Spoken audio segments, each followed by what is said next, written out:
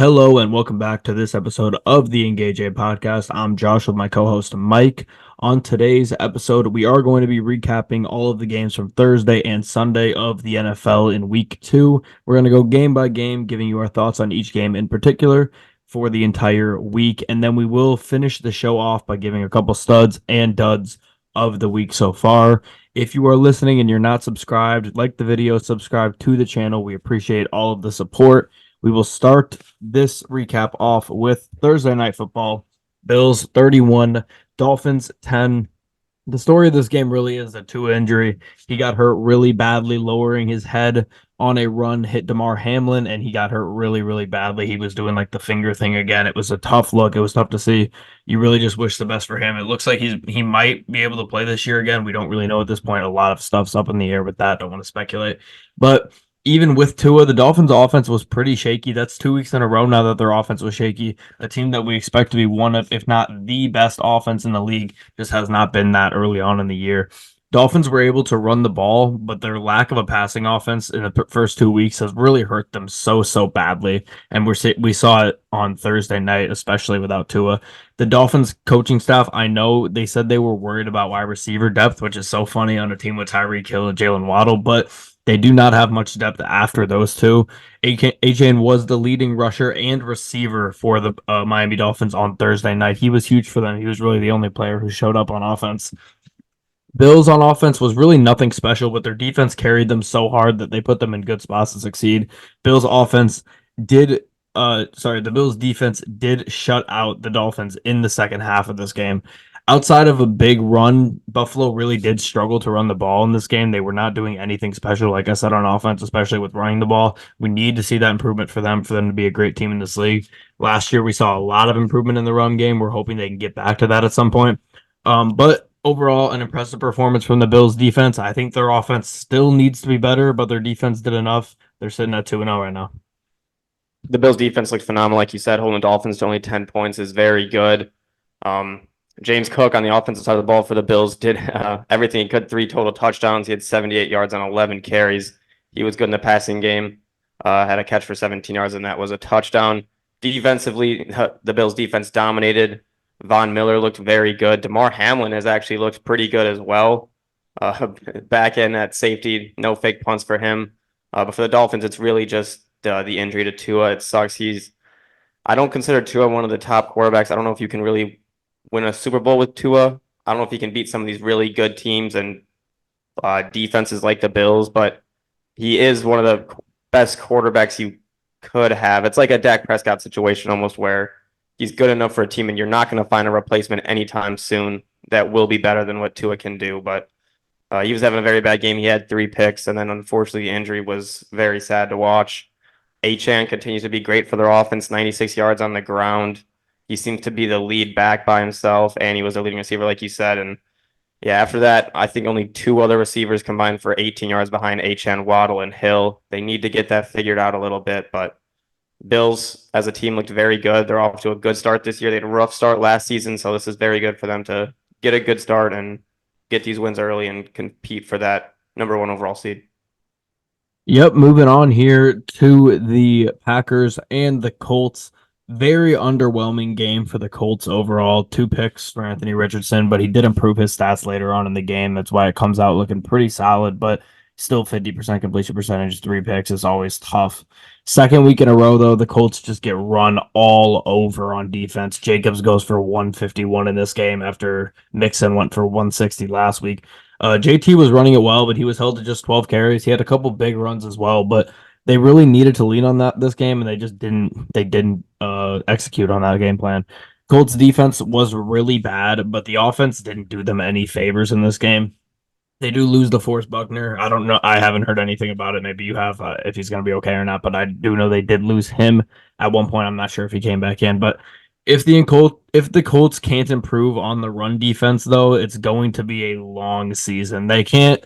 We were worried about them in the secondary and if they were going to be able to stop other teams' passing attacks. We weren't as worried about them in the run defense department. If they can't defend the run, that just opens up their secondary for more issues on the back end. So it starts at the line of scrimmage. They have to figure out how to stop the run, be able to unlock the rest of their defense. But even besides that point, you have to be able to score points. Anthony Richardson cannot be turning the ball over as much as he did today. I expect the Colts to get better, but this was definitely a huge disappointment. Yeah, a lot of people look at Anthony Richardson and say, yeah, he did play bad. He did not have a good game, but he didn't have any help from any of the receivers at all today. Adonai Mitchell, not good today at all. I really hope he can start to figure it out quickly. He had a couple drops, had a couple routes where he would have been open and just kind of gave up on the route when the ball's being thrown. A couple of the Colts receivers, Anthony Richardson would throw the ball pretty quickly from the snap, and they're just not looking to the quarterback at all when they're open. Ball goes past them. So really bad game from the Colts receiving core as a whole. Michael Pittman had a bad drop as well. Just way too many drops from the team. Alec Pierce seems to be the guy and the main guy so far for Anthony Richardson. No Josh Downs in this game, which is just really rough. I think that's going to be a big addition for the Colts when they get him back. The running game was looking very good with Jonathan Taylor. It looked like they were somehow still in the game, and then they had a 4th and 1 to start early in the fourth quarter, I'm pretty sure. And Colts just didn't, after Jonathan Taylor had shot them down the field, they had taken him out of the game, and we never saw him after that again. So I don't know what was going on with that. They said that there wasn't really an injury that they were hearing of, but Shane Steichen, I have no idea why Jonathan Taylor was not out there. Defensively for the Colts, I don't even know what to say. The secondary, you don't even have to, like, the secondary is bad, terrible, but you haven't really noticed because of how poor the run defense is. I think Green Bay started the game off in the first half with like 26 plays and 23 of them were runs. They didn't have to do anything. First quarter had 164 rushing yards, the most in any quarter since 1991. Defense was atrocious. Zaire Franklin has been terrible so far this year. EJ Speed, terrible. They were missing DeForest Buckner for most of that first half already due to a back injury. He was on a little bit of a limited snap count.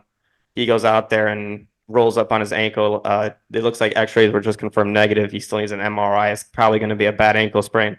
He's never missed a game in his Colts career. He's been an Iron Man, but I'm assuming this one's probably going to end up landing him on IR. He was in a lot of pain, had to get carted off. So now what you want to see. But for the Packers, just a beautiful win for them. Matt LaFleur did a great job coaching his team. He literally put them in a position where as long as their defense could just stop the Colts a little bit, they would win the game. He took absolutely zero risks.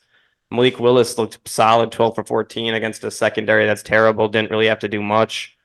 And Josh Jacobs, 32 carries, 151 yards. That says all it needs to. You can run a 3 inside zones against this Colts team, and then you can run in reverse and probably get about 50 yards total on the 4 plays. It's pretty embarrassing, really embarrassing. But I don't see it really getting better at this point. They're going to have to make a move somewhere if Gus Bradley just been poor. Chris Ballard, that front seven was supposed to be elite. It's not elite. He didn't touch the secondary at all. That still sucks. So he did all this talking about how he trusts the guys. He likes the guys we got. Well, the guys we got fucking suck right now. So on to the next one. Not wrong. Yeah, I mean, you hit the nail on the head. It's Matt LaFleur is the MVP of this game. Absolutely. When you look at the stat line, you see Malik Willis finishes with 2 incompletions, 122 and a touchdown. That doesn't mean he did anything spectacular. That means he was put in positions where he didn't have to do too much, where he could lean on his running back for 32 carries. That's how you win a game when you don't have your quarterback. And that's scary. I mean, I don't know how many other teams that they're going to be able to do this to. It's not like this is a very easy thing to do, but they were able to pull it off today. Their next couple of games, they got the Titans, and then they got Minnesota, the Rams, and the Cardinals. And we'll talk about the Cardinals later. The Cardinals matchups look scarier on everybody's schedule today than they did yesterday. But regardless, we will move on here to the Raiders and the Ravens. The Raiders win this game 26-23. They escape having to go to overtime with the Ravens. The Ravens drop to 0-2 on the year now. 0-1 at home. Ravens had a couple good drives overall in this game, but they were just bad offensively. They were not what you want to see from them, especially against a Raiders defense that on paper isn't super talented. I'll talk about that in a minute because they have looked good through 2 games, but on paper they're not super talented. The Ravens should have been able to run all over and pass all over this team, but they were not. Derrick Henry was okay, but the Ravens' run game is very concerning, in my opinion. And when I'm talking about the run game, I'm not talking about Lamar scrambling for 35 yards, and that goes for 1 carry and boosts up their YPC. I'm talking about Derrick Henry running between the tackles. I'm worried about this Ravens O-line. They have not looked good through 2 games. Neither offense here was really spectacular today, but the Raiders did heat up late in this game, and they were able to steal a game against a Ravens team who thought, "Oh, we're playing like shit, but we're playing against the Raiders. We're going to be able to close out this game." That was not the case. The Raiders came ready. Max Crosby was phenomenal for them, and they were able to go steal this game. The Raiders finished the game on 4 straight scoring drives to beat the Ravens in this game. That was very, very impressive from them. For Baltimore, just way too many stall drives. They had 5 drives of 3 plays or less in this game. That's just very, very poor from them. The more you're going to do that, and a lot of good teams did that this week, but the more you're doing that, you're just putting your defense on the field for way too long. And even a team like the Raiders, who are not super impressive offensively, are going to be able to score points on you. The Raiders defense, though, now has showed up. Like I said, for 2 straight games, they were good against the Chargers last week. They were great against the Ravens this week. Maybe this unit could be a strength of this team. That will allow the Raiders to open up and win some of these games because you don't expect consistency from the offense. But if you can get some consistency on the defensive end, led by Max Crosby, you got Christian Wilkins in there inside too. That's going to open up a lot of doors for this Raiders team. For Baltimore, they have at Cowboys, Bills at home, and at Bengals for their next 3 games. Going to be very interesting to see how they come out of that. You lose 2 of those games, which is very likely. Cowboys, Bills, and Bengals are all at least solid teams. You lose 2 of those games, and you're sitting at 1-4. So we'll see how it opens up for the Ravens. But this was a game they could not drop, and unfortunately for them, they did. Yeah, really bad loss for the Ravens. Needed this one. You went against a team that really is one-dimensional offensively. The Vegas cannot run the ball at all. Only had 27 total rushing yards in this game. Zamir White, 9 carries for 24 yards, was their leader. But Gardner Minshew did a great job, 30 for 38, 276 yards, had a touchdown and a pick. He did take 5 sacks, so those suck. But Devontae Adams shows that he's still one of the best receivers in the NFL. 9 catches, 110 yards, and a touchdown.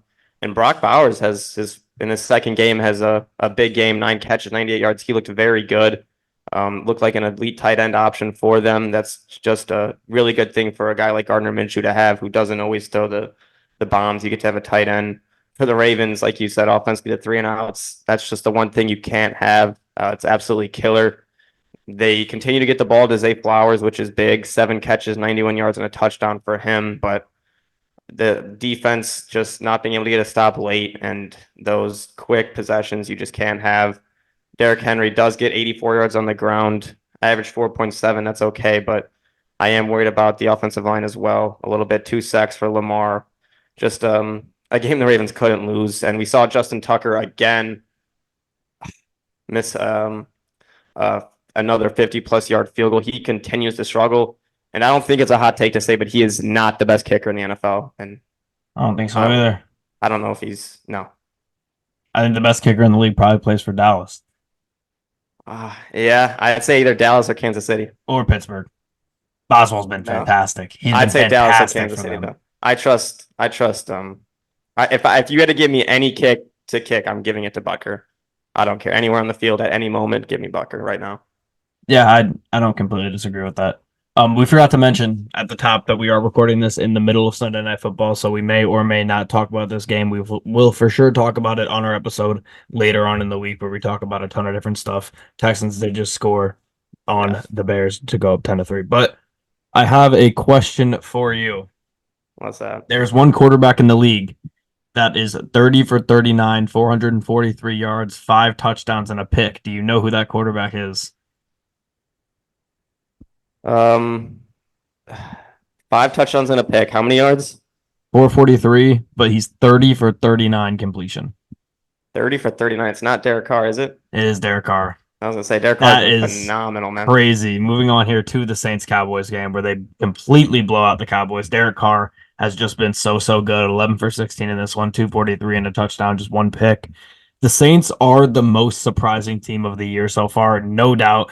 They go week 1. They beat the absolute brakes off a horrible Panthers team, put up 47 on them. And then they go into Dallas, where the Cowboys have been so good over the past few years, and they beat the hell out of the Cowboys. Just absolutely impressive stuff for them.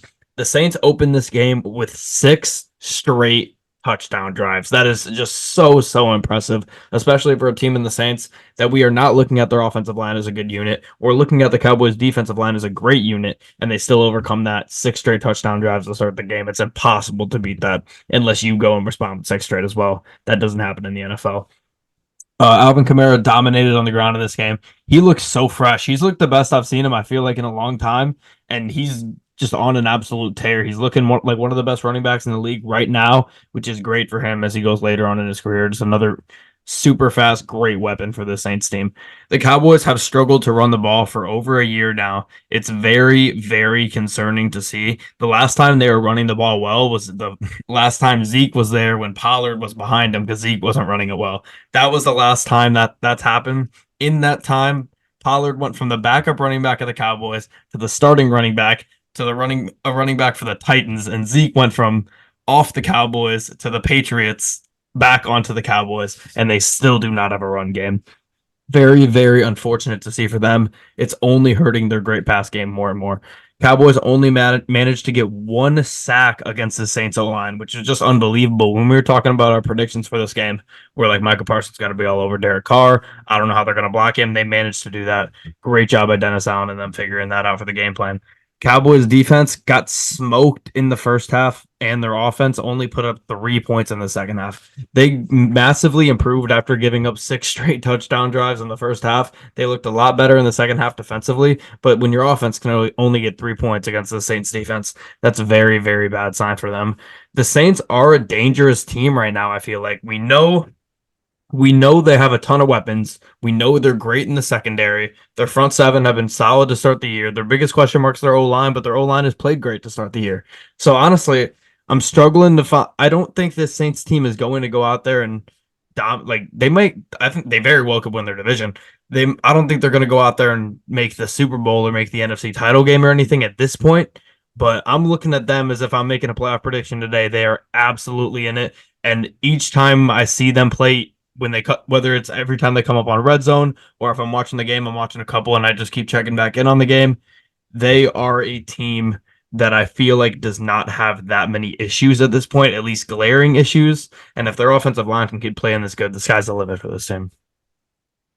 They have been phenomenal so far this season, and I just can't think. I just keep thinking about going back to our preview for this division. We talked about how bad we thought this division was. I think I put the Saints to finish below the Panthers, which I immediately regretted. We need to keep a tally of worst takes of the year because that's number one right now. Yeah. I realized after maybe 5 minutes that was completely wrong. Saints. I think the Saints have to be like 90. I think it's like 91-6. I think outscoring the Panthers right now or some shit. Yeah, absolutely ridiculous. Clint Kubiak, new Saints offensive coordinator, has been phenomenal so far. This offense has been insane. He's probably going to be a head coach next season at this rate with how good they've looked. Alvin Kamara dominates the Cowboys on the ground. 4 touchdowns, 115 yards on 20 carries. He looked like prime Kamara, and sometimes when he runs the ball, it almost looks like he's not trying, but he's just so good. He can break tackles. He can beat you with speed. He's great in the passing game, and he's just phenomenal. We saw Olave, 4 catches, 80 yards. He was good. Rashid Shaheed has been elite so far for the Saints with the deep ball. This is back-to-back games with a 50-plus yard touchdown, and their defense was able to slow down this Cowboys offense, which has looked good, but really still seems to be one-dimensional. If you can stop the pass, there's not too much they can do, and Dak struggled in this one with 2 picks and only 1 touchdown. CeeDee Lamb, not his biggest game, 4 catches, 90 yards, and a touchdown, so good, but outside of him, they really don't have too much with Ferguson out. They're going to have to get Jalen Tolbert was good in this one with 6 catches for 82 yards, but need to be better. Only 3.2 yards per carry. And when you're going up against a team with a great secondary, we said it in the preview, that could be a bad thing for the Cowboys, but getting dominated at home is not something I really would expect from them. Yeah, do you know the quarterback who has 245 yards, 0 touchdowns, and 3 interceptions? Bryce Young. Yeah. The Panthers are fucking dog shit. 26-3 against the Chargers, making the Chargers look fantastic. Jim Harbaugh era starts out with 2 W's for the Chargers. Back-to-back dominating games for J.K. Dobbins, who looks healthy. He's getting the majority of the reps, and he just looks good. I'm really, really hoping for him that he can just keep on doing what he's doing and nothing bad happens, because he has really been able to unlock his potential that we've wanted to see from him for the past 3 years. We're finally seeing it now. And it's coming in a situation where the Chargers need to be able to run the ball well, especially with Harbaugh, especially with their wide receiver issues. And he's been there, and he's just been a godsend for them so far. Carolina opens the game on punt, punt, punt, punt, interception, punt. It's impossible to win a game like that. You just cannot have that bad of a start. Panthers, I mean, most of my notes here are just how bad the Panthers are. I hate to not give credit to the Chargers, but 9 penalties for the Panthers. The Panthers never entered the red zone in this game, which is just unbelievable. Never getting past the 20-yard line is unbelievable. The Panthers didn't have a drive with more than 6 plays until the 9-minute mark in the fourth quarter of this game. They were so bad. Chargers offense, they looked good in the first half. They had some drives stall in the second half. Why they didn't win this game by more. They still win it by 23 points. Chargers identity just needs to be running the ball, and they have started out of the gate this year running the damn ball. J.K. Dobbins has been great. They have Gus Edwards if they need him. The Chargers just looked well. They look well coached already. We're 2 games into the Harbaugh era. They look way more well coached than they did under Staley. I know they've had the Raiders and the Panthers as their first 2 games, but this is a great start from them. They haven't had that much trouble outside of at times in the first half against the Raiders, but they've looked great to start the year, and they're doing what they can with what they have. They've looked very good, and Herbert hasn't really had to do much so far through 2 games. This game only has 130 passing yards, 2 touchdowns, and a pick. It just was efficient, has the 1 turnover, but overall just didn't have to do too much. Gave the ball to Dobbins and let him work. I don't know what Aaron Rodgers did with J.K. Dobbins to help him repair his Achilles, but he looks phenomenal out there. Quentin Johnston has a solid, very good game for him. 2 touchdowns, 5 catches for 51 yards. Good for him. He's had a lot of struggles so far in his career. His rookie season obviously was not good. But 266 rushing yards through 2 games for J.K. Dobbins is phenomenal. The offensive line for the Chargers looks very good, and everything you can say good about the Chargers, you can say bad about the Panthers. They just don't look good at all. It's rough to watch Bryce Young play football. I feel bad, but he just is phenomenal college quarterback. Just has not transferred over at all so far. It's been bad. I think I just saw he's 2 for 17 so far in his career. They showed the stat on the board that the Panthers haven't had a lead in like a year and a half, which is Wait, they haven't had a lead in a year and a half? No, I don't Not think a single lead. They didn't lead at all last year. That's crazy. Because they had 2 wins, and both of their wins were on game-winning field goals as time expired. So they did lead. They did lead. They finished the game ahead, but they were 0 seconds. 0 seconds leading. It's crazy. That's wild. A year and a half without leading is wild. Yeah. And Bryce Young, again, only 84 yards passing. Just did not look good at all. Took a couple bad sacks. Obviously, they only had 3 points. 348 yards through 2 games for them. Their defense doesn't look any better at all. Their defense looks very rough as well. Dave Canales, I don't know if it's going to come down to this, but there might come a point this season where he might have to make a move at quarterback. And you don't want to think it, but Bryce Young's been that bad that I don't know how much longer you can continue it. Yeah, this Bryce Young situation is interesting because you don't want to give up on the guy you took number 1 overall after 18 games on a pretty horrible just team overall. But at the same time, let's look around the league. I mean, the game we're watching right now, a guy they could have had, CJ Stroud, could have had him last year. There were people in the Panthers organization that wanted him. I remember there was a time where a lot of people thought Stroud was going to go number 1 to the Panthers. They ended up taking Bryce Young. Texans get Stroud. The rest is history. You keep looking around the league. Sam Darnold, the guy they had a couple years ago, he's led the Vikings to 2-0. Baker Mayfield, the guy they had a couple years ago, he's led the Buccaneers to 2-0. So when you look at all this and you're like, well, the Panthers sucked then too. And they had these guys, and Darnold and Baker were able to do at least a little bit more, and then you see them in a better situation. But I don't think you can give up on Bryce Young this year. I don't. I think you have to run at least this whole year with him. If you go 1-16, you talk about it in the offseason, maybe you take somebody else. But I just, like, what's the point of giving up at this point? Like, yeah, you have your pick this time. So if you were going to give up, it was maybe last year. Now you have your pick. So if he sucks, like, at least you're going to get high pick. So you might as well run I mean, you're looking at what, Quinn Ewers or like Shedeur Sanders? Shedeur Sanders is not going to. I know. I don't think he should be there at all, but I mean, I'm just thinking who are the top quarterbacks. Cam Ward, actually. I mean, he's been. Yeah, Cam Ward. Maybe Cam Ward could be the the Cam Ward future. #1 to the Panthers. I don't know. Do we know what mock drafts are looking like right now for I'm looking at one 2025? right now. It's got James Pierce Jr. from Tennessee, the defensive end, going first. Really? I see that one right now, huh? Miller Moss, top 3. Well, you think of all these guys like Raiola, Nico, all these guys that still have more years. What's his name from Arizona? I don't know why I'm blanking on his Noah name. Fafita. Noah Fafita. All these guys that still have they still have more years, and the Panthers timeline doesn't really work like that. So maybe if you're the Panthers, maybe you say fuck it, we'll rock this year out. Maybe we rock next year out. And then after 3 years, we could be like, all right, Bryce Young sucks. Let's take one of these guys when there's a high quarterback to take, rather than like, let's just rush it and take Quinn Ewers and see how it Yeah. goes. I don't know if that's a great plan. I think you got to look at how you built your team with quarterback and nothing else and try to build a team Yeah. around. Try to not make the same mistake twice. But okay, we'll move on here to the Sam Darnold and the Vikings beating the 49ers 23-17. The Vikings and Sam Darnold are 2-0 now. The 49ers are one of the many top dogs to lose this week. We'll talk about most of the rest later. 49ers offense was just really hard to watch at times in this game, despite having some decent stats for Purdy and Mason and Debo. Their offense was tough to watch at points in this game. They had occasional great drives, but then they would follow it up with a punt, a turnover on downs. They just could not put drives together consistently, and it was really the death of them in this game.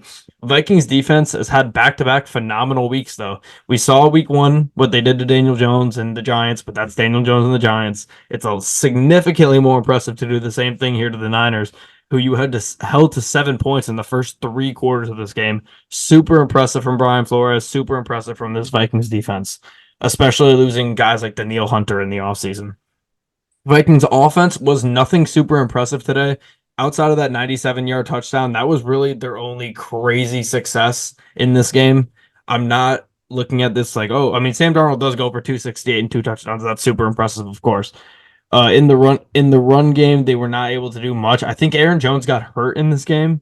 I'm not positive if he came back in. I'm pretty sure he got hurt. He only had 9 for 32 in his few carries. Ty Chandler came in, did a little bit better, 82 for 10, but had a big carry in there to boost those stats up. So Vikings offense, not super impressed by anything they've done really in the past 2 weeks, to be honest. Although they blew out the Giants, it was their defense that did most of the heavy lifting. Same situation here today, but regardless, you lost who you thought was going to be your young star quarterback early on in the season. You didn't get to see him play at all. You have to put Sam Darnold here, who we've seen just be mediocre time and time again. But your defense being so impressive is something to hang your hat on. It's the reason they're 2-0.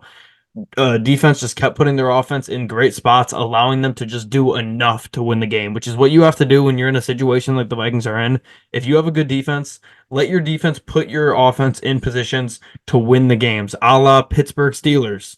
Russell Wilson's probably going to be better than Justin Fields when he gets in, but you have to rock with Fields for now. Let's lean on our phenomenal defense. Let's try to run the ball as much as we can and just get through these games. That's what the Vikings are doing right now. That's what they're probably going to do all year. But the Vikings have a rough next 5 weeks. They got Texans at Packers, Jets, Lions at Rams are their next 5. We're going to see how they come out of that. If they can go 3-2 in that stretch, this team can be a scrappy wild card-ish team. I could definitely see that. But at the same time, on paper, they're less talented than at least 4 of those 5 teams. So we'll see how it goes for them. Maybe they get lucky and they don't have to play Love in the Packers, but really, really great start from the Vikings, especially defensively. Phenomenal start. Brian Flores kind of just has the answer to shutting down this Brock Purdy and 49ers offense. He did it last year. He does it here again. Sam Darnold looks great in this game. Like you said, he has a 97-yard touchdown to Justin Jefferson, who just seems to be QB proof no matter what. He did pick up an injury in this game. I think it was his quad or something, but he said that he doesn't expect to miss any time. So obviously it's important for the Vikings to keep their best player. Jalen Naylor continues to be a solid option for them in the receiving game with no Jordan Addison. He has a touchdown in this one for the Vikings, and their offense just did enough to get the job done, and their defense did the rest. Brock Purdy struggled for most of the game. Does finish with 319 passing yards, but didn't have too much going for him offensively. Jordan Mason, we saw Christian McCaffrey is on IR now, so he'll be out for a while with Achilles tendonitis. So Jordan Mason will be the running back for the next at least minimum 2 weeks. I think if they can do it retroactive, the start of the season. I don't know, but They don't expect him to be back, I think, after week 6 anyways. So Jordan Mason, solid 20 for 100 yards, but they just didn't have enough. Ayuk has been very bad so far to start this season. 4 catches for 43 in this one, only 71 yards so far on the season with 6 catches. He misses all of camp with contract negotiation issues, and he comes back and just not on the same page. Debo was solid in this one. The 49ers defense wasn't terrible outside of that big touchdown they give up. Fred Warner, Lurks, Sam Darnold, he continues to be the best linebacker in the NFL in my opinion, but San Francisco just they're kind of owned by Minnesota, and hopefully they can bounce back next week. Yep, moving on here to the Lions losing 20-16 against the Buccaneers at home. First, I'll start with the positive. The Lions defense played phenomenal in this game. They played great 2 weeks in a row now. Their secondary seems improved, although a lot of guys are having some issues. Terrion Arnold has struggled in the penalty department in the first 2 games, but he's going to be fine. I'm not worried about him at all, I should say. Aiden Hutchinson finishes with 4.5 sacks. Maybe should have had 5. Still gets 4.5. He was insanely impressive today. The Lions' pass rush was insanely impressive today, even without Davenport. I'll even say, I'll talk about that later. But the stats are very deceiving in the run game for the Lions. They did struggle for much of this game, especially when Vita Vea was in. When he wasn't in, they weren't really running the ball as much for some reason. Goff throws a couple picks in this game, just kept shooting himself in the foot consistently. He would get hit and then just let the ball fly, and you couldn't even tell who he was throwing the ball to on one of the 2 picks. Despite all of the offensive struggles, though, the Lions defense gave them chance after chance at the end of that game to win it, and they just couldn't do it offensively, even with a short field.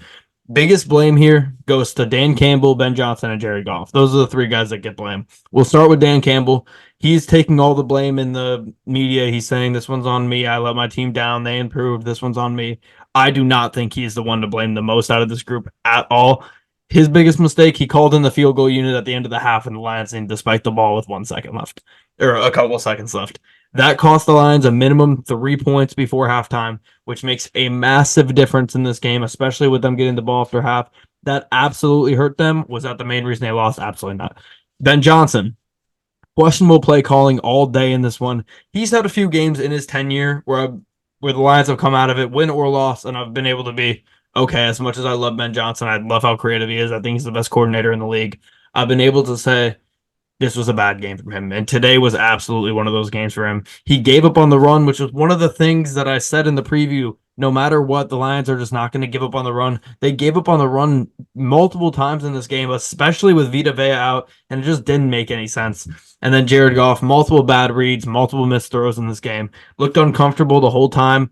People are panicking. I'm not worried about Goff, but this was a bad game from him. The Lions doubled up the Bucs in offensive yards and lost this game. If you look at if you watch the game or you look at the stat sheet, it's hard to picture how the Lions lost this game. They played probably better on defense. They played probably better on offense, and they still managed to lose this game. And then you find where it is. Lions went 1 for 7 in the red zone. You can't win a football game going 1 for 7 in the red zone. It's impossible. It wasn't all field goals they settled for. They just didn't get points sometimes, and that just killed them, especially in the fourth quarter. They had like 3 straight drives that couldn't get it done. Beat up Bucs defense, though, did a really good job today. Their secondary was really beat up. They did a fine job with the Lions. Jameson Williams did go off. Amon-Ra did go off. Amon-Ra got hurt. I think he's going to be okay. But their defense was pretty impressive, especially with no Vita Vea at times. Bucs team is really solid offensively too, but the Lions were just so great on defense, they were able to shut them down. This Bucs team is going to have an identity of an offensive team. We know that. The Lions made them turn into a defensive team today, but they were able to do that against this Lions offense. Both of these teams are great teams. They're both going to make the playoffs. I come out of this game mad because I feel like the Lions truly did outplay the Buccaneers in this game.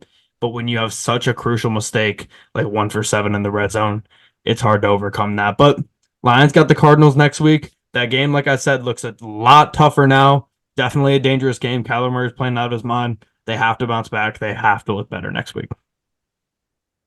Yeah, Lions have to be better in the red zone. Terrible 3 turnovers so far. I think 3 for 11 so far in the season in the red zone. That has to be better. And then the 2-minute drills in the first and second half were also both atrocious. Obviously, you lose 3 points in the first half with that 10-second runoff, and in the second half, you had 2 chances at it. and they just kind of looked out of sorts on both of the um the 2 minute drills there. They had two chances to go take the lead. Didn't. Luckily for them, one bright sign so far is Jamison Williams has been phenomenal. 5 catches for 79 yards. Had a nice carry for 15 as well. He's been good. We see Amon-Ra in this game. He has his best or way better than week one performance. 11 catches for 119 yards. Was a little banged up. Sam Laporte has been quiet so far this season. Not too much going on. He only had 2 catches in this one, but the defense isn't able to stop them in the red zone as much, and the Lions offensively just struggle in the red zone. Tampa Bay didn't run the ball very well, only 70 total rushing yards, but Chris Godwin, he's been phenomenal so far this season. Him and Mike Evans continue to be probably the best duo at the receiving corps in the NFL year in and year out. Evans was quiet in this one, but Chris Godwin had a touchdown, 117 total yards. The NFC South looks very good with the Buccaneers and the Saints. That looks like it could be a battle. We'll see if the Falcons can get in there too. Tampa Bay also was bad on third down as well. They were only 2 for 10. They gave up 5 sacks. They get outgained how much, and they still find a way to win. So you got to give them respect for that. They got the revenge for the playoffs last season, but the Lions are just kicking themselves for way too many mistakes. Hard to beat a team 3 times in a calendar year. It's hard to do. I will say though, the NFC South is looking like it might be a scrappy division. Yeah, I mean, Bucks look great, Saints look great. We thought the AFC South would be good and the NFC South would be bad. I think we flipped it. Yeah, honestly, it looks like the Texans are going to be the only good team in the yeah in the AFC South now, and now the NFC South is a 3-team battle. But moving on here to the Seahawks and the Patriots. The Seahawks win this game. Was that 4th down? No, that was 3rd and inches. Bears just. You bet on the Bears? No, I bet on the Texans. Oh, yeah. But I mean, I'd like the Bears to win this game, and I needed Nico Collins to finish under 30 fantasy points, and Bears have absolutely no idea where he is on the field. They're not guarding him at all. Yeah, he's been wide open the whole time. 4th and inches coming up here for the Bears. But moving on here to Seahawks Patriots. Seahawks win this game 23-20 in overtime. The Seahawks probably would have lost this game if it wasn't for a late blocked field goal from them on the Pats. Seattle just didn't know what to do on the ground without K9. Geno Smith throws the ball 44 times in this game. He was super, super efficient, though. I believe. That's close. I don't think he got it. That is close, but I like that. Geno Smith throws it 44 times, completes 33, 327, and a touchdown for him. He gets sacked 3 times, but he was great this game. We said last week Tyler Lockett was solid, and DK and JSN were absolutely quiet. They came off bad weeks, and they combined for 22 catches, 246 yards, and a touchdown in this one. They were phenomenal. Very reliable Brissett game, as he just continues to do. He does not have the talent to go score a ton of points, but he has enough of whatever Jacoby Brissett magic he has to just get them in the field goal range. That's his magic. He just puts his team in position to score some points, and eventually, if you just put your team in position to score some points over and over and over, you're going to get to a decent amount of points. And that's what they're able to do. And that's why New England's going to win some games they shouldn't win this year. And they should probably be 2-0, honestly. But regardless, both Gibson and Stevenson found success on the ground. That's huge.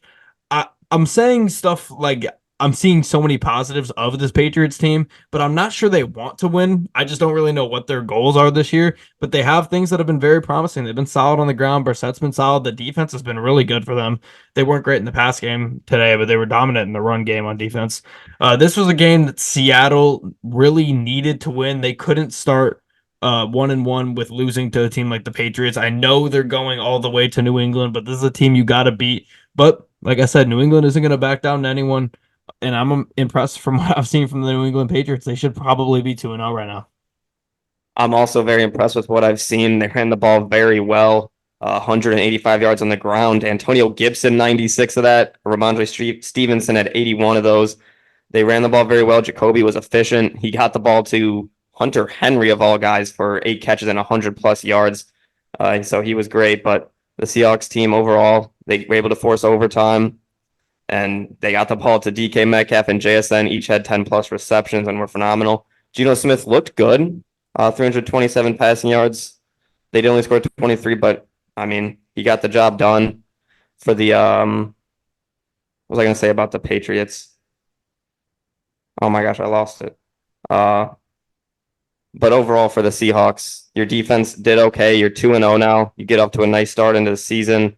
Without your running back, Kenneth Walker, Charbonnet doesn't do great, but you get the job done. Oh, that's what it was. You go to overtime.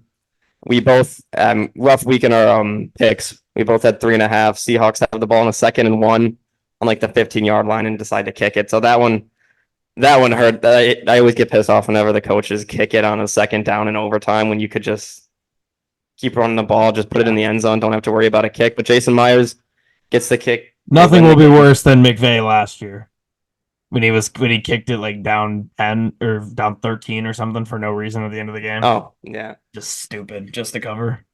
Yeah, so the Seahawks didn't cover in this one. Patriots, though, I have that they're a scrappy team. We thought after week 1 maybe they're a scrappy team, or maybe that the Bengals just have a terrible week, but it looks like they are a scrappy team that'll stay in games, maybe win. And Jacoby Brissett only getting, I think, 70% of the practice snaps anyways. Ooh. Drake May gets 30 and still has an efficient day. Maybe Gerard Mayo just is we saw with Jonathan Gannon last year, that team, they played hard in every game. They didn't win them all, but they played hard, won some games they shouldn't. And now we'll talk about them later, but they looked great in their 2nd game of the season. Maybe the Patriots can continue that. Big Darnell Wright. False start on 3rd and 4. You hate to see it, but moving on here to the Browns beating the Jaguars 18-13. Browns had a really good start to this game offensively, but they kind of stalled out in the second half. It's definitely not Deshaun's worst game as a Brown. He played all right in this one. He was pretty solid in the first half, sucked kind of in the second half. Browns had 13 penalties in this game for 100 yards, almost lost themselves this game because of it. They have to get better. They need to be a clean team, especially if Deshaun is at their quarterback position and he's not playing how he should be, as Caleb Williams is just getting mauled. But it's not the Pac-12, man. Yep. Browns just were not able to run it well, but Deshaun did move them down the field in the first half, put them in a position to score points, and they did that for the most part. Only had 5 points in the second half. This team's going to be a lot different when Nick Chubb comes back. I'm hoping for them that sooner rather than later, because that will just make it so much easier on Deshaun. They really don't have anybody else who could play anywhere near to the level of Nick Chubb. Browns defense was stellar once again. They're just going to consistently keep them in games. Same way last year with the Jets, where the Jets offense was so bad, but somehow they were always still competing in these games because their defense was so good. This Browns offense is a lot better than that Jets offense was, but regardless, their defense is going to keep them in every game.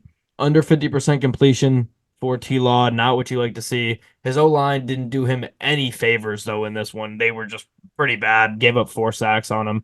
He put him in a position where he was not able to succeed. The run game also for Trevor Lawrence and the Jags was just bad once again.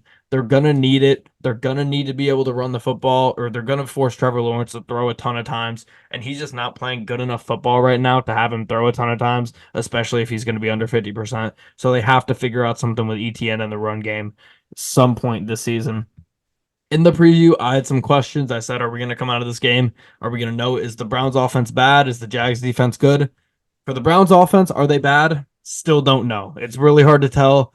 The Jags offense or defense might be good. The question of the Jags defense being good, I'm actually going to lean no on the Jags defense being good. I think it's still up in the air. I think they still can be good, but I look at the Browns.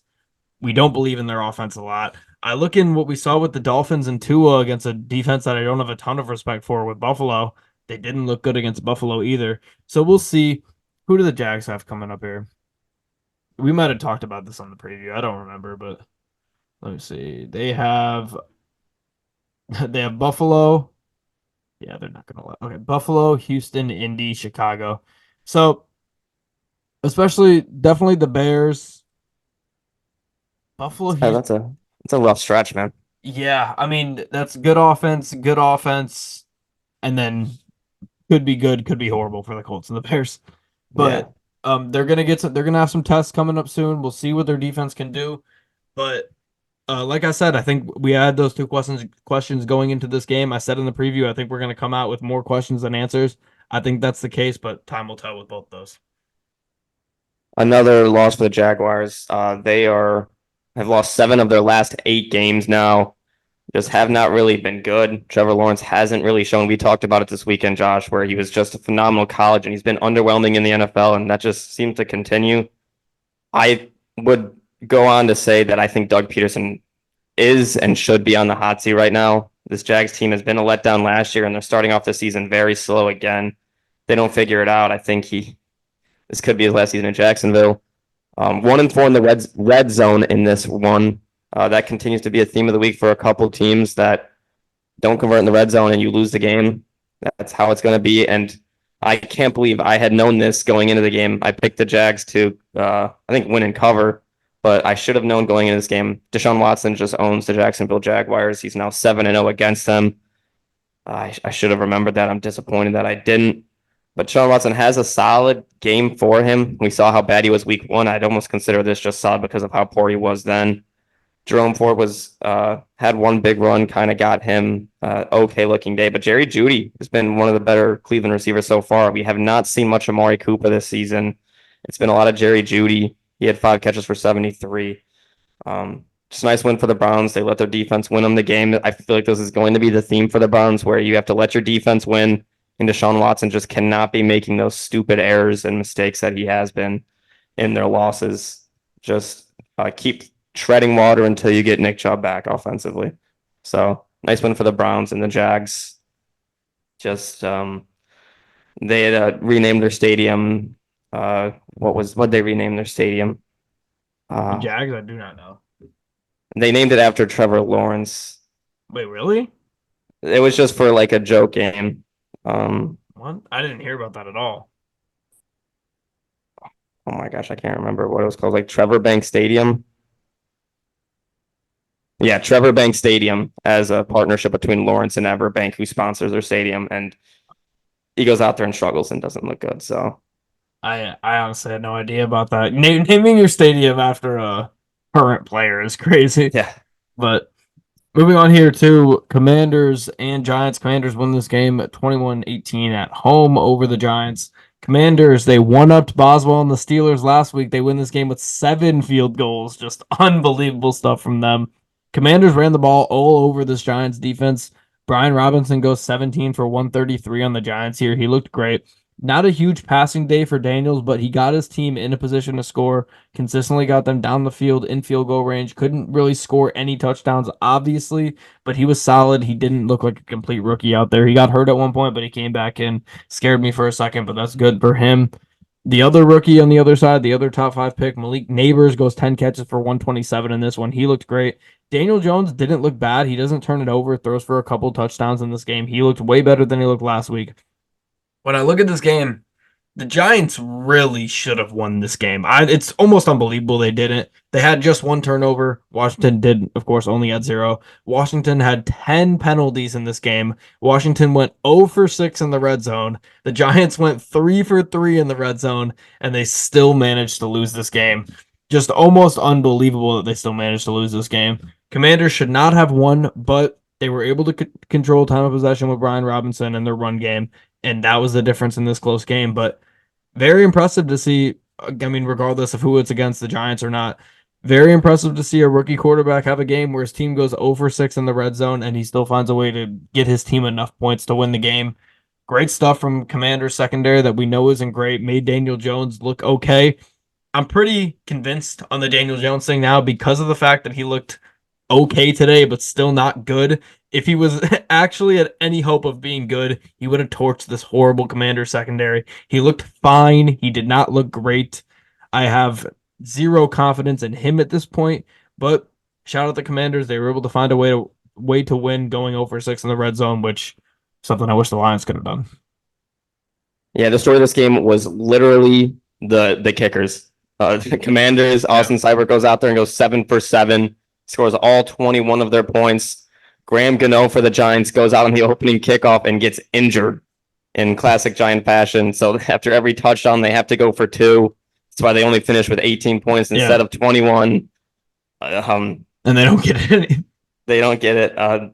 They missed an extra point, I think, actually. I think they did go. I think they missed 1 Yeah, I think, and then they went for 2 and didn't get them. Yeah, because they sent out their punter, Jamie Gillian, for for 1 extra point. He misses it. Yeah. Embarrassing. I mean, you're a punter, dude. You have to be able to kick an extra point as a field goal. I don't understand how you can't do that. Yeah. You're getting paid a lot to only punt. Kind of embarrassing. You got to be able, in emergency situations. You got to be able to, emergency situation, be able to kick an extra point. Yes. Like a regular field goal is different. An extra point, you got to be able to knock that down. I I mean, mean, yeah, like we see Pat anything. McAfee show kids knock him down, or not Pat. Yeah, Game day morning, like yeah. Not this week, but nah, not this week. that was a rough one. But Malik Neighbors has a phenomenal game here 10 catches, 127 yards, and a touchdown. His first big game of his career. Maybe, probably will be his biggest game of the season. And then until they play the Commanders again, because their secondary is bad. He has a big game in this one, so good for him. Daniel Jones isn't too good, 178 yards and 2 touchdowns, no picks, but I think this Commanders defense is one of the worst in the NFL. So I wanted more for the Commanders offensively. Jane Daniels doesn't turn the ball over passing, 226 yards. He does take a big hit during the game and gets hurt his ribs, but in Jane Daniels fashion, I think the dude's immune to injury. He comes back in and continues the game. Brian Robinson Jr. was phenomenal on the ground, 133 yards and 17 carries. The Commanders' run game was very good for him, and they have a nice game-winning drive at the end. 8 plays, 65 yards. Nice for Jane Daniels to get a game-winning drive in just his second game. So good for him. And Austin Seibert, stud contender here. No, absolutely. Moving on here though to the final 1 p.m. game, Jets and Titans. Jets win this game 24-17. Titans lose 24-17 in consecutive weeks now to start the season. Jets struggled to run the ball once again in this one. They were not great against the Niners, but we know the Niners' run defense was looking like they were going to be solid. Titans are a team you should be able to run against, and the Jets were just not able to. Definitely concerning for them. They need to be able to run the ball. They have a quarterback who's 35 plus years old. How old is Rodgers now? He's actually got to be closer to 40. Yeah, he's 38. And he is coming off a torn Achilles. You got to be able to establish some 40. sort of run He game. is 40. Oh, he is 40. Yeah. Wow. Even more of a reason to protect him. I think I was thinking of Kirk as 35, I think. Yeah, I think that's what I was Kirk thinking. might be 30. But Jets defense was great on the road today. They were able to keep this team in this game, put them in a position where they could win. Jets offense just has to put together more good drives. They had them, but they're just punting too often at this point. They're stalling too many drives out. They got to be able to put up more consistent drives. Rodgers was better, although he was still under 200 yards in this game. He does have 2 touchdowns and 0 picks. Jermaine Johnson probably out for the year with an assumed Achilles tear for the Jets. Very, very unfortunate for him. Big blow to their defense. For the Titans, they were not able to run the ball as they were able to run the ball last week against the Bears. Somehow they were not able to do it against the Jets this week. Their O-line was bad once again, did not put Levis in many good spots, although Levis did have a beautiful ball to Calvin Ridley at one point in this game. That was a very, very impressive pass from him. That's the Will Levis experience, baby. You're gonna get those at points, but he's an absolute roller coaster of a quarterback. But I still need to see more from this Jets team, but as Rodgers gets comfortable, they're going to get into a rhythm. They still, as we said, have a pretty cupcake stretch coming up in the next few games. Rodgers is going to continue to get more comfortable, let them figure out how to establish the run in the next few weeks, and I think they're going to be taken off and become a great team. I'm still as confident in the Jets as I was going into this year, and I hope for them they can figure out those few kinks they got and turn into a phenomenal team that they have all the potential to be. Yeah, Will Levis continues to just be a funny quarterback to watch. He'll make crazy plays where he looks phenomenal, and then for the rest of the game, he just doesn't look comfortable, struggles, and just makes boneheaded plays. He has another one this week where he's tripping and falling and just chucks the ball, and it leads to an unfortunate turnover for the Titans. Calvin Ridley has a very good game. We haven't seen him play that well in a while. That was a deep touchdown from Will Levis, which was his best throw of the day. I think it was a 40-yard touchdown. Very good for him. The Titans couldn't run the ball. The Jets defense, they recovered from their struggles against the 49ers last week and had a good game here. Rodgers doesn't turn the ball over, so they did what they had to do. Garrett Wilson didn't have a big day, but he didn't need to. This offense just had to do what they had, just stay calm, don't turn the ball over, let their defense win it. They did that. Breece Hall was very good in this game, had 60 yards on the ground, 50 yards in the air, and a touchdown, a very nice touchdown catch. Braylon Allen, the youngest player in the NFL, gets a nice touchdown on a pass from Rodgers. They seem to have a really good running back duo there with Breece Hall and Braylon Allen. We'll see if that can continue. They just need this offensive line to continue to get better. And this offense, I think it's going to take some time. Like you said, I think they're going to get their start late in the year, but this defense should be good enough to keep them winning games up until that point. So nice win there, and the 0-6 from the bottom 3 teams in the AFC South. Yeah, that is crazy to be honest, but it makes this Texans game even all more important for them. But moving on here to the 4 o'clock slate with Kyler Murray and the Cardinals destroying the Rams 41-10. I gotta say, after the Lions losing to the Bucks, their one win being an overtime win against the Rams, and now we got the Cardinals next week. This definitely does not make me feel fantastic going into this game.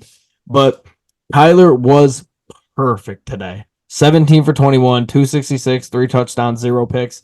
Kyler Murray, could we were talking about making a bad takes list earlier on, but we have been dead fast the entire time we've had this podcast on Kyler Murray being massively underrated, and he's showing it. He is an early, I mean, it's way early, but he's an early MVP candidate this year. Their offense was just flawless, too. As great as he was, they go on the ground with 40 carries for 231. Just so good for the Cardinals. Huge day for Marvin Harrison. He gets a couple touchdowns, over 100 yards for him. Cardinals scored on 7 of their 9 drives in this game against this Rams defense. The Rams offense struggled more than I've seen the Rams offense struggle in a long time, to be honest, with Stafford. Cardinals defense sacked him 5 times this game. They were all over him from the start, and it was a big reason why they were able to start dominating from the get-go. Rams barely ran the ball this game because they were down so much, but when they did run the ball, especially early, it was very ineffective. I'm All not right, another false start. Wow, Tarno, right. I'm not overall. I'm not surprised the Cardinals won this game, but I'm definitely surprised by how it went. Cardinals just came out of the gate. A lot of teams in this league will struggle to score early, but they're good enough on defense where they can go and have 3 and outs in 2 of their first 3 drives and kick a field goal and just put up 3 points.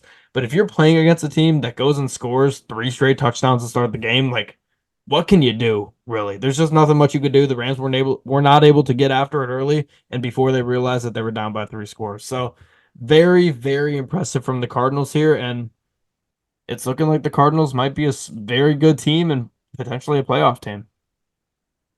Perfect game the Cardinals could have had, and maybe the worst possible game the Rams could have had in this one. Kyler Murray was phenomenal. I mean, you said everything you could. He had a perfect passer rating, only the second time in Cardinals history that that's happened. On the ground, James Conner was phenomenal, 122 yards and a touchdown. All around, this offense was great. And Marvin Harrison Jr., after his first game where he struggles to catch for 4 yards, comes out in this one, gets a touchdown in the first possession on just a beautiful catch. And then on the second possession goes and gets a 60-yard touchdown. He had 4 catches, 130 yards, 2 touchdowns. You'll have nobody questioning his sprint speed, which was what everyone was saying, that his sprint speed was so low for his first game. Absolutely crazy. He was going to be good, and he is good. This duo could be very fun to watch. Trey McBride gets in there as well, 6 catches for 67 yards. Kyler Murray has some weapons. If this offensive line can hold up for him, he looked great in the pocket. He had made moves where he scrambles around and just finds a play. He was great for the Rams. Maybe the worst start they could have had to this season so far. You lose Puka in game 1 due to injury, but have to put him on IR. Now you lose Cooper Kupp in week 2 and an injury that is not looking good right now, an ankle injury. He's been walking around in a walking boot. You lose your top 2 receivers. Not good for Matt Stafford. This offense is really going to have to figure something out. If there's any coach that can do it, I would trust Sean McVay to find a way, but just not a good start for them in this season. Injuries, offensive lines banged up. I think they're down 3 tackles. They're down a couple guards. Just have to find a way to tread water until you can get some of these guys back, because now you're 0-2. You don't want to fall any lower. I don't know what their schedule is here in the future, but they got San Francisco, Chicago, Green Bay as their next 3. So those are 3 tough games. They're just going to have to find a way. They'll land on their feet, though. This is when McVay and Stafford figure it out. When everything looks like it's hit the fan, all of a sudden it's, okay, the Rams heading into this game is, wow, that is a tough no catch there from who was that, Adunze. But this is, I mean, when they have their backs against the wall, this is when they go into a game as a 14-point favorite and come out and lose by 3 or win the game. This is just what they do. This is classic Rams, but I trust that they're not going to be horrible because I have enough trust in Sean McVay and Matt Stafford to cover for that whole team. But hopefully they can get healthy and figure it out. Moving on here to Chiefs, Bengals. Chiefs win this game on a last-second field goal from Harrison Butker, 26-25.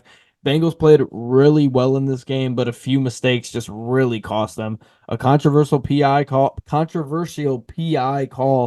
ended this game, really put the Chiefs from 4th and 16 to where they were going to lose the game to 1st and 10, and they kicked a field goal to win this thing. The Bengals offensively look significantly better this week than they did last week, which is definitely important from them. I think this Chiefs defense is better than the Pats defense, and it's good to see improvement from them on that front.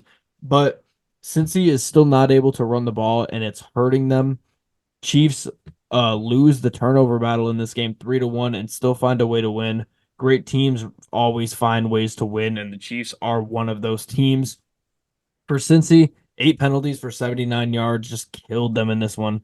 Their defense, though, has been good through 2 weeks. Their offense just has not been able to get over that hump to do more than their defense does to win the game. They haven't been able to put them both together yet. We'll see if they can here in the future.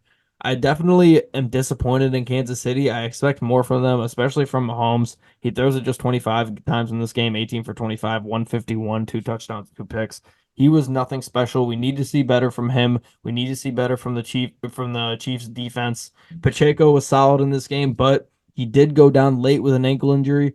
We got a report that he was in a walking boot and crutches coming out of the stadium today. So definitely concerning stuff for him. I hope all is good for him. But regardless, all of this stuff in this game where it looked like the Bengals are playing way better than they did last week. The Bengals are looking vintage. The Chiefs are kind of looking bad. And then Patrick Mahomes and Andy Reid find a way to do it, and that's just the mark of a phenomenal team. Yeah, and Patrick Mahomes did struggle a little bit in this one, had 2 turnovers. One was a phenomenal interception by Cam Taylor-Britt, who had talked a lot of trash before the game to Xavier Worthy. And Xavier Worthy did have a quiet game with only, what did he have? 2 catches for 17 yards. Trent McDuffie is one that I come away with from this game that he just continues to be phenomenal. So far, it's been a very rough start this season for Jamar Chase. Only 4 catches for 35 yards in this one. This team kind of needs T. Higgins back to get the offense maybe going a little bit more. But the offense wasn't really the issue in this one. I don't think there really was an issue with the Bengals in this one. You just got beat by a team that knows how to win games and finishes games. I wish I could say it was a controversial PI call, but I do think it was pass interference, just a boneheaded play. You have to know what's going on. It's a 4th and long as well. Just didn't want that. Bengals continue to suck in the first 2 games of the season. Third straight season now where they're 0-2 to start the season. They did cover, so I'm happy I took that one. But game, I feel like they should have still won. Burrow has that one bad fumble where he was just trying to do a little too much. Fumbles the ball. Chiefs take it back for a touchdown. Nice win for the Chiefs. You get the win you needed. Butker continues to be, I had talked about earlier, I think he's the best kicker in the NFL right now. Losing Pacheco is very bad. We've seen Carson Steele look okay. He seems like he'll be the guy to step in and be the running back for him without Pacheco. So, a good win for the Chiefs. I think Mahomes is now 2-3 against Burrow, so he's getting some back now. And maybe we'll see this one again in the playoffs if the Bengals can do what they do and get better later in the year. Yes, maybe we will see yet another rematch. Seems like if history repeats itself, we will. But moving on to our final game here of the day, Steelers beat the Broncos 13-6 in Mile High. Steelers defense has just been relentless so far to start this season. They've been hot, and they're going to continue that. They're just such a well-coached team.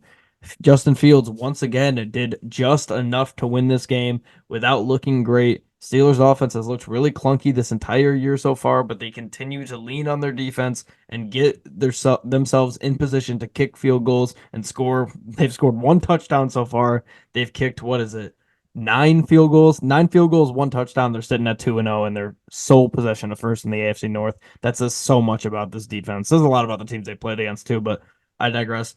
I would like to see the Steelers run it better overall, but they were not horrible in this game.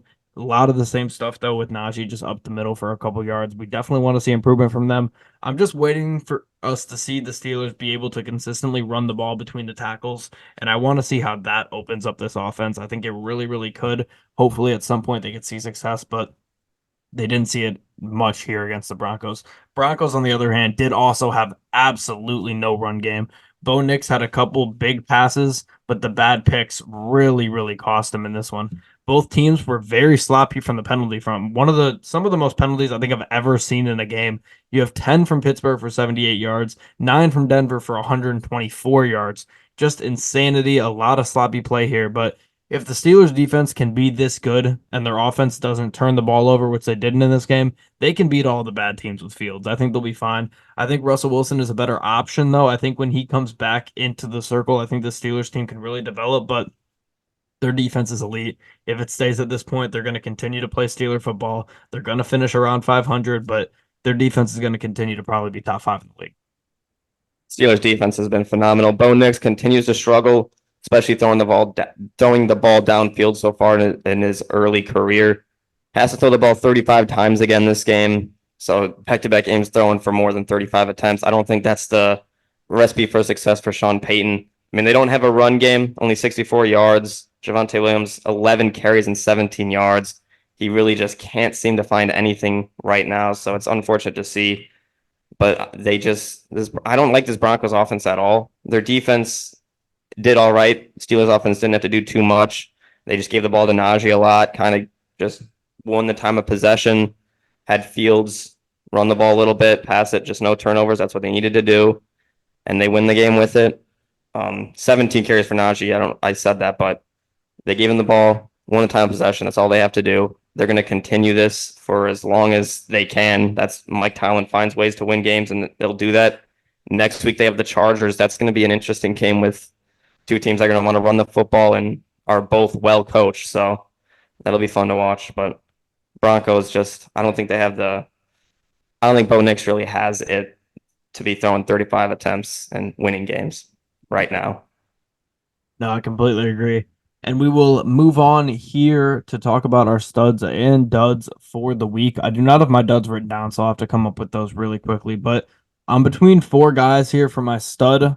I'm just going to pick one, and then we'll do the honorable mentions after, whichever ones you do not pick. But I am going to go with Kyler Murray, who was just phenomenal today. 17 for 21, 266, 3 touchdowns, no picks. He was Magic Man Kyler that we know from him before the injury. He's just so hard to tackle, which is why I'm worried for next week because the Lions historically have not been great against quarterbacks that are extremely hard to tackle. So I'm definitely worried about that overall. What a catch by Nico Collins there. But Kyler Murray, dominant today. I think he's going to continue to be dominant. He doesn't even have the most talented team outside of Marvin Harrison, but I think he's going to continue to be dominant. I'm super impressed from Kyler. I hope he goes. They're not going to review that? And challenges for an MVP. Oh, man. For my stud of the week, I have Austin Seibert. He was 7 for 7 on field goals. Won the game by himself. He was phenomenal. One up to Chris Boswell for last week. And for my dud, I'm just going to go Bryce Young again. Fuck. He just continues to not be it. He's been struggling. It just seems like it's never ending for the poor Panthers fans. Yeah, I don't even know what I really want to do here with my dud. I'm going back and forth on what I want to do here. You want to go first? Because I'm still undecided here. That's my dud, Bryce Young. Oh, you did say Bryce Young. Shit. Okay. Well, I'm going to go with. I can say one thing quickly, and that's. Go ahead, yeah. I mean, I don't want to say it, but Tua did avoid the dud situation kind of with getting hurt. Not gonna pick Tua. Tua was having I know that's what I mean. The injury is luckily for him kind of exited him out of this, but he was struggling against that Bills defense a lot. 3 picks in 3 quarters. The offense wasn't moving, but you know what? I'm gonna be accountable. I'm gonna pick Jared Goff. He wasn't great today. He had a couple picks that truly cost the Lions this game. His defense continued to put him in spots to win over and over. And although his run game did let him down at times and his play calling let him down at times, it's still on him. And if I'm going to continue to pick Lions for awards and studs, I got to be able to pick him for duds too. I'm going to go with Goff as my dud. I would have almost considered putting Dan Campbell in there as well for some of them. I would never do that. My loyalty runs bad 2-minute drills. I thought about it, but I couldn't. Maybe Ben Johnson, I guess. I could never say it out loud. Actually, I'm changing it to Ben Johnson because I do. As much as I'm annoyed with Goff for those 2 picks, I was consistently more annoyed in the game with Ben Johnson than I was with Goff. The play calling for the last 3 quarters was bad. Goff at least had his moments in this game. Ben Johnson, not as much. But I do have my 3 honorable mentions for studs. Derek Carr, J.K. Dobbins, and Josh Jacobs were all great this week. I think all those 3 guys need to be mentioned, especially with Dobbins. You never know when we'll be able to mention him next. So J.K. Dobbins is my honorable mention for stud. Yeah, I had James Cook as an honorable mention. 3 touchdowns for the Bills. Kind of was just great for their offense. They didn't have to do too much with the passing game. They got the lead, and Cook 3 touchdowns. He was phenomenal. And for my duds honorable mentions, I just threw in Bo Nix and Sean Payton. I just don't think they have the best. Sean Payton has not had a good start to this season. Yeah, another dud I would go with the Bengals sloppiness. 8 penalties. I mean, 1 point game and eight penalties for 70 something yards, whatever it was exactly, just kills you. So I will take the Yeah, Bengals as well. I'll throw Ayuk in there too. Just you Yeah. can't have this bad of a start to a season after demanding Yeah. all that money and getting it. So No, you're right. Yeah, I completely agree. But that will about do it for this episode of the Engage 8 podcast. As always, do not forget to like and subscribe to the podcast here on YouTube. If you're listening to Spotify, please give us a 5-star rating and follow us on there. All of our links are in the description for YouTube, Spotify, TikTok, Twitter, all of that good stuff. We will be back in a couple days to talk about Sunday night football from this week and Monday night football, as well as recap this past week 3 in college football and prep you for week 3 of the NFL. So stay tuned for that later on in the week. Thank you, everybody, for listening, and we will see everybody in the next one.